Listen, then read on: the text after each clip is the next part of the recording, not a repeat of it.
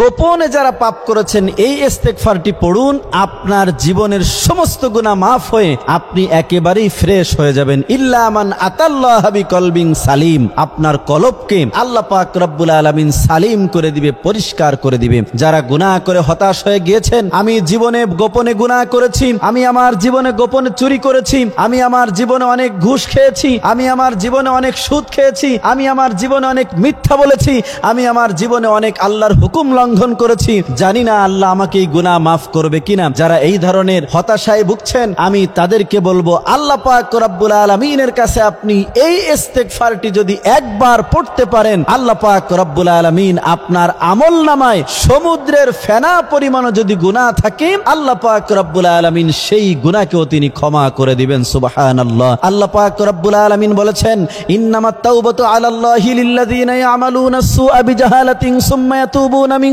করিব ফাউলাইকা ইয়াতুবুল্লাহু আলাইহিম ওয়া কানাল্লাহু আলিমান হাকীমা। যেই বান্দা গুনাহ করার সাথে সাথে আমার কাছে তওবা করে, আমি আল্লাহ পাক রব্বুল আলামিন তার জীবনের সব গুনাহ মাফ করে দেই। আর যেই বান্দা গুনাহ করতেই থাকে আমার কাছে তওবা করে না, আর গুনাহরত অবস্থায় মৃত্যুবরণ করে, ওয়ালাইসাতিত তাওবাতু লিল্লাযিনা ইয়ামালুনা সাইয়্যাত হাত্তা ইযা হাদারা আহাদাহুমুল মাউত ক্বালা ইন্নী তুবতুল আনা ওয়ালিল্লাযিনা ইয়ামুতুনা ওয়া হুম কুফার উলাইকা আ'তাদনা লাহুম আযাবান আলীমা। আল্লাহ পাক বলছেন, যারা গুনাহ করতে থাকে মতো অবস্থায় মৃত্যু চলে আসে আর তারা মৃত্যুবরণ করে, আমি আল্লাহ পাক রব্বুল আলামিন তাদেরকে মাফ করি না। আপনি যদি আপনার জীবনের গুনাহ নিয়ে হতাশায় থাকেন, আপনি যদি আপনার জীবনের ভুল নিয়ে যদি আপনি দুশ্চিন্তায় থাকেন, আপনাকে বলছি আপনি আজকে এই ইস্তেগফারটি পড়ে চোখের পানি ফেলে যদি আল্লাহর কাছে ক্ষমা চাইতে পারেন, আল্লাহ পাক রব্বুল আলামিন আপনার জীবনের সব গুনাহ মাফ করে দিবে।